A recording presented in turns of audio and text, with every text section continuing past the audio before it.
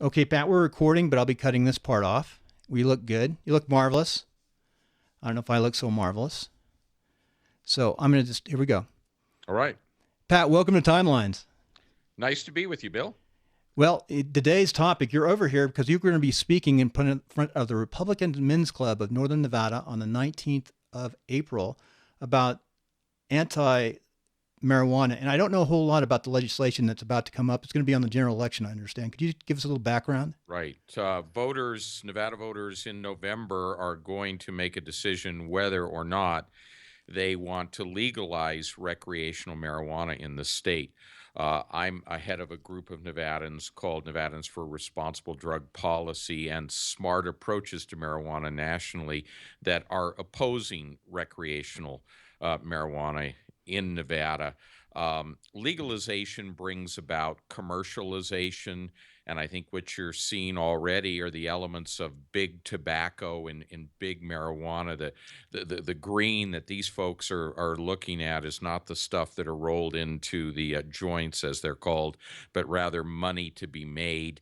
I think it's not a good path and a good choice. I would rather see people invest in advanced technology and manufacturing, such as we've seen in Tesla and Switch and eBay and others. That's the kind of investment that should be done in Nevada, not making pot more prevalent, which also spills into the youth and the use by our younger generation, which just is not a good thing.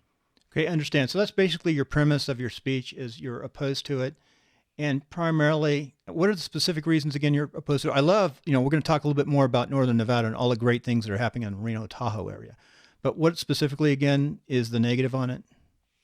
Well, I think the effects upon our educational attainments, workforce development. In Colorado, many persons in pre-employment drug tests are no longer qualifying for open positions. So we need all the Nevadans we can to go to work. Workplace safety is certainly a big issue in advanced manufacturing sites like Tesla's, the mining industry, and others. So there's any number of reasons to oppose. I just don't think it'll be healthy for either society or our economy in Nevada. So the economy, it could actually affect the economy. And that's something I didn't even think about. I've got my personal background is I've got real mixed feelings. There's a lot of libertarian in me, small government, and basically, but I flew drug interdiction in the Bahamas. I flew drug interdiction when I was in the Air National Guard. So Well, I've if actually you want small government, you're going to have government now price setting, regulating, inspecting, taxing. We're getting government right into the middle of it. Maybe we'll have a government cartel instead of a Mexican one. No, I totally understand what you're saying, especially if it monopolizes. I forgot which state, I think it was Ohio or one of the Midwest states had on the election recreational marijuana. And the reason why it failed is because there's really, it was crony capitalism. It was government and a few companies getting together. Well, that's true in Nevada to a degree as well. That is why it failed in Ohio recently. You're right. In Nevada, wholesale alcohol distributors have written themselves into the law, so they will be the middlemen, and it's really taking away even the entrepreneurial efforts of those that would want to get into the business for the more libertarian reasons that you mentioned. It's big business. Making money off something that some would argue is just not altogether that healthy. Now, in Northern Nevada, how did it get on the ballot? What were the processes? Well, basically, the proponents spent hundreds of thousands of dollars for signature gatherers. They went out and qualified. It went around the legislature, and for Republicans, they ought to be concerned with what Democrats have said publicly about it being on the ballot, and that is they think it's going to drive turnout for Hillary Clinton or whoever the Democrat nominee is going to be. Well, I think you're correct that it'll drive a younger turnout too, which will generally lean towards the Democrats, as we know, just because of the demographics. And as people evolve, and vote up more often, they actually become more conservative, more Republican generally. That's Not right. always. Hey, that's great, Pat. There's so many different things we could talk about because we have 3 different shows. We have Timelines, which this is going to be a Timelines interview because it's hard to get a hold of you. It's going to be on Meet the Voter, and we'll also push it out in Northern Nevada towards the Republican Men's Club. But that said, I want to talk a little bit about Northern Nevada and some of the really good things happening here. I am so impressed with what's happening here in Northern Nevada. Could you go over Switch and Tesla and some of the things behind that and how that happened? Well, I think Brian Sandoval, the governor, deserves more than a little credit, making economic development the centerpiece of his governorship, such as he has on the heels of a horrible recession. He went out with foreign trade missions. I happen to have gone on the one in Asia and attracted interest internationally. So making the lithium batteries that Tesla now is in rural Nevada is something that used to be made in Asia. And so for all of those that have bemoaned the fact that manufacturing has gone elsewhere, we're seeing it come back to the states, and specifically come to us here in Northern Nevada. EDON, the Economic Development Agency, is projecting 4 to 5% growth, again, in high-tech businesses. I think we've done a great job at diversifying the economy away from gaming, mining, and construction. I think it's very good for the future. And we've always had recreation, which is amazing here. That was my draw, was the recreation. Plus, I actually like the environment towards taxes. I'm retired military now, so my military retirement is not taxed, which is nice. Correct. No personal income tax. But that's just amazing. I was down in Las Vegas for the state championships in gymnastics last weekend, and I was amazed with the amount of work that's going on down there. Well, the economy has come back in Nevada in many regards. And again, just as Tesla has come to the north, in North Las Vegas, we're seeing, a Chinese company attempt to build automobiles there, new transportation systems, the drone industry that has both commercial and military implications. As you know, these are all very, very positive things. We have to improve our schools in order to prepare a workforce that can, in fact, get these jobs. You know what I saw yesterday in the news? The very first drone drop-off was in Nevada a couple days ago by, I think, Amazon. You probably know more than I do about it. I saw that reported in Boulder City. At least it wasn't in too crowded of an area. I do have some worries about that, but it is interesting. And it worked. It was the first one, and it worked. So that was good. FYI, for the folks, the listener out there, we have the drone industry down in Indian Springs, I think it is, where the Air Force does a lot of research and development. But we also have STED up here in Northern Nevada, which is a lot of industry going on. I've actually been contacted by some of the drone companies. Just talking to us. We're in the real estate here in Northern Nevada too, and it just amazing to see how much growth and how many things are happening. So in the last couple of minutes of this first session, what do you see the future of Nevada? What's happening? Well, I think it's extremely positive because we have done something that we talked about for decades, and that is to diversify the economy away from gambling, construction, and the mining industry. And we're now seeing that, especially in Northern Nevada. So I think that's a very positive sign for the future. It also presents some challenges, like I said, to our education system. And that's another reason why I think legalizing marijuana is not going to help us when you find out that kids have a greater propensity to drop out of high school, do poorly on college entrance exams. So we need to raise the bar academically and not necessarily just make it easier to legalize another institutionalized vice here in Nevada. Very good. And I was going to go in a little bit more detail about schools, and you sort of talked about it briefly. But we do have two wonderful universities, UNLV and UNR. UNR's got an excellent reputation here and good staff. And you teach there a bit too, don't you? I am teaching up. I've taught journalism in the system, and this time I'm teaching political science. And I have to agree, there was a visiting professor from Princeton, former Republican Congressman Ed Chow, who's the head of the entrepreneurial program at both Princeton and teaches at Harvard, taught a class at UNR in the engineering school and said he thought the students at UNR's engineering program were every bit as good as the private universities, the Ivy Leagues ones that he's taught at. So yes, UNR is doing a great job. And if you're a resident of Nevada, I know they have some good tracks to get into the schools if you're a resident here. I know it's just a great school. I've been impressed with Reno High School, and I've been impressed with UNR here being so close. And one of the reasons why I came to this part of Nevada is because of Reno. I've got girls who are 13 and 16, is because of Reno High School and the schools we have here. Roy Gohm. Great schools. We have some challenges, and the legislature and the governor tried to mitigate those by putting some focused effort into those students that aren't doing so well, and that's for a whole nother discussion. But we have some really great schools, high schools, colleges, and others here. And technology, and like my daughter's going to be going into the Red House, which is a fabulous system that they have here. So I think we don't get the credit we maybe should get with some of our schooling systems. We produce some pretty good kids out of here. Agreed. So with that, we're going to go to a break, and we're going to come back and talk about your life and success principles and a little bit about you. Thanks. So this is the break, and on Skype, I can't make a hack on it. Okay. Okay. What do we have? A couple minutes here? Yep. So we remember 11:30. You got 11:30 for a target? Yep. Okay. So coming back off the break. I need to listen to one. Okay, go ahead. Let me pause this. No, I'm not going to pause it. I'm just going to continue. I'll just cut it out.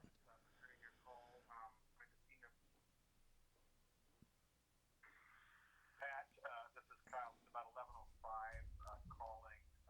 Just wanted to review briefly the meeting. I will check.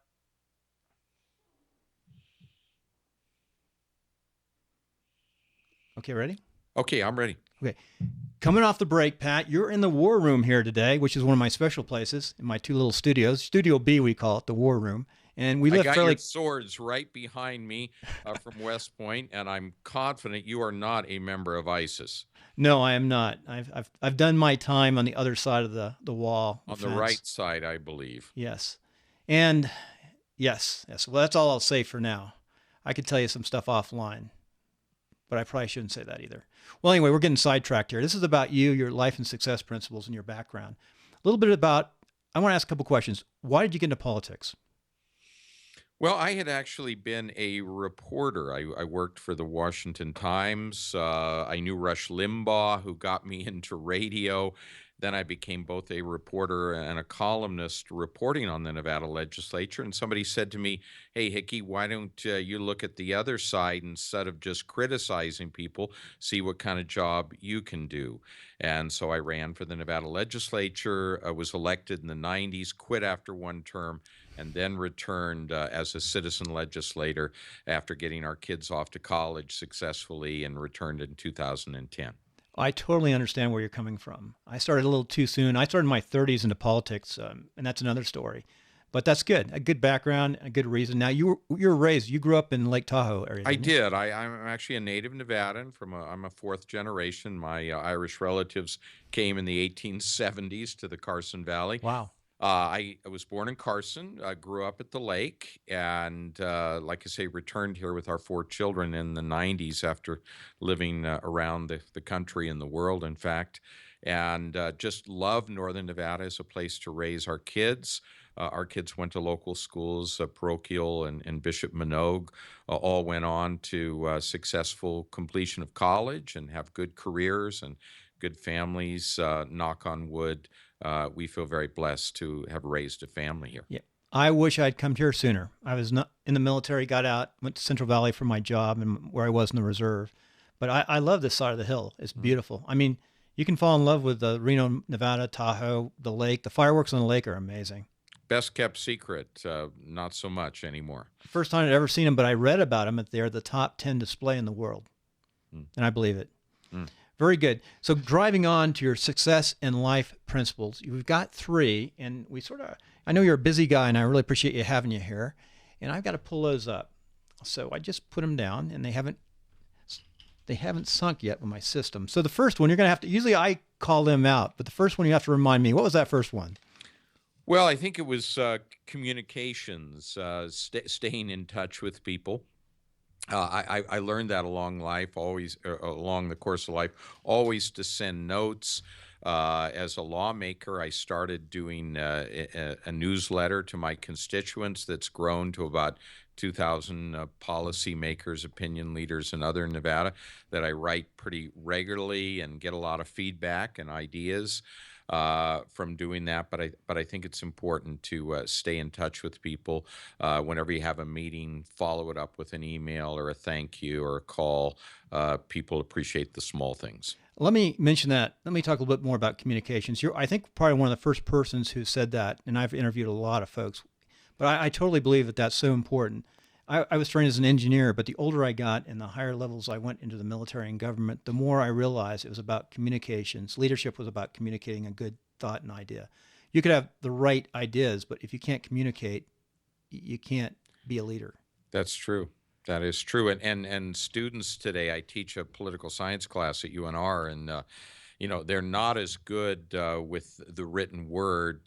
Texting and other social media is fine on one level, but there's no replacement for being able to write and communicate that way.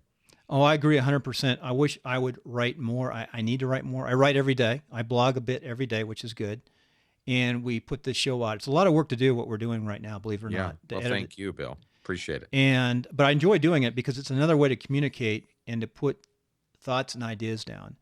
So, I think it's a future. There's some really crazy things happening really fast, as you probably see with the students out there.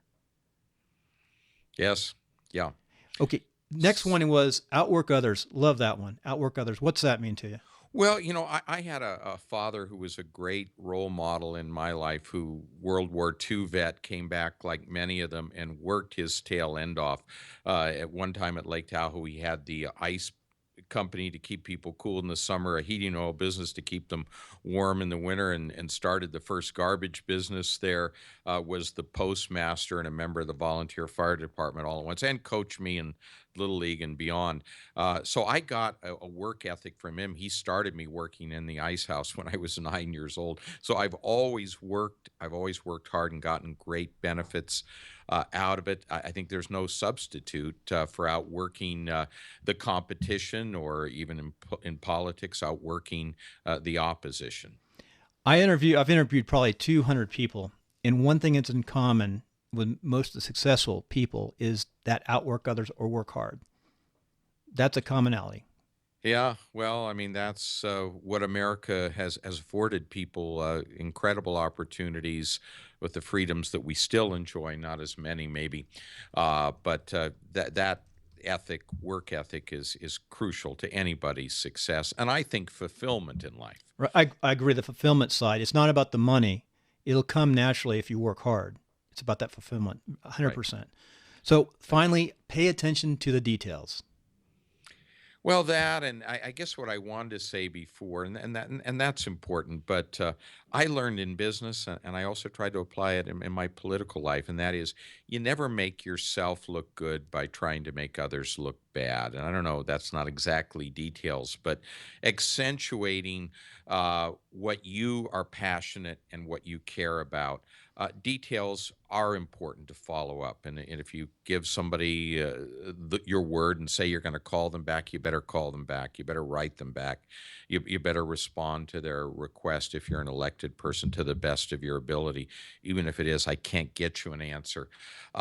So those are all, very basic things in life that you learn from people who have been successful. I would say you have four. Your fourth one is the detail, and the other is what we just paraphrased about don't make others look bad at your benefit. Something like that. We never got the words quite. Politically, I have to tell you, I just came back from a tour in my duty as a member of the Board of Education in Nevada, and just talked to regular Nevadans out in Winnemucca, Lovelock, Carlin, and Elko. Most of them Republicans, quite obviously, by the way, and they are just, to a person, sick and tired of the infighting that's going on within our party, as evidenced by some of the political debates and things.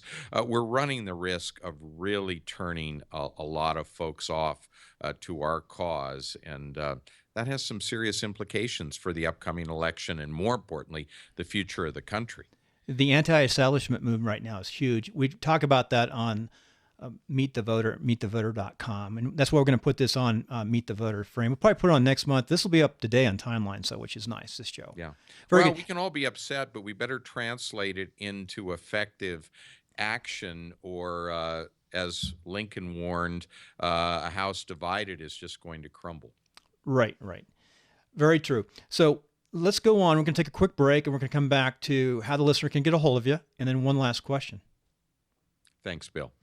Pat, on the break, is there anything that I didn't ask you that you'd like me to not at ask all. you? I thought it was great. Okay, I'm going to ask you one last question. Sure. I'm going to ask you probably, where's your favorite, answer this when I get there. Where's your favorite place to eat around Reno, Tahoe? Sure, that's a good one. Okay, and then I'm going to ask, how can the listener get a hold of you? The best way. Okay, here we go. Pat, coming back off the break, a couple questions, and we'll finish up.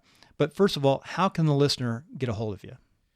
Well, I have two things. I do have a website where I post my newsletters, blogs, opinions. It's called pathickeypolitics.com, and they can find an email there and connect to me. So pathickeypolitics.com is probably the best to see who I am, what I write about, and how to be in contact and give me feedback.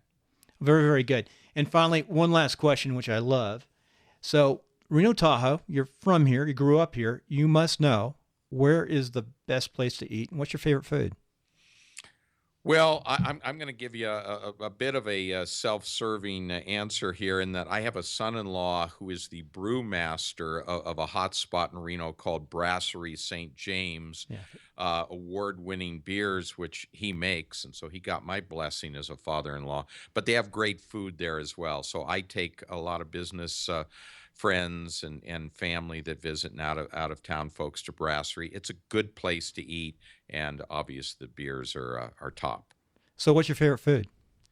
Well, my favorite food is Korean food. My wife's Korean. She does a barbecue every year. Last year we had 300 people come. I don't think it was because I was up for election, but it was the taste of her barbecue, I'm quite certain. You know, I came in and out. I got to spend about 10 minutes there. I had to go somewhere or make an interview, but I came by. I wish I'd eaten more food now.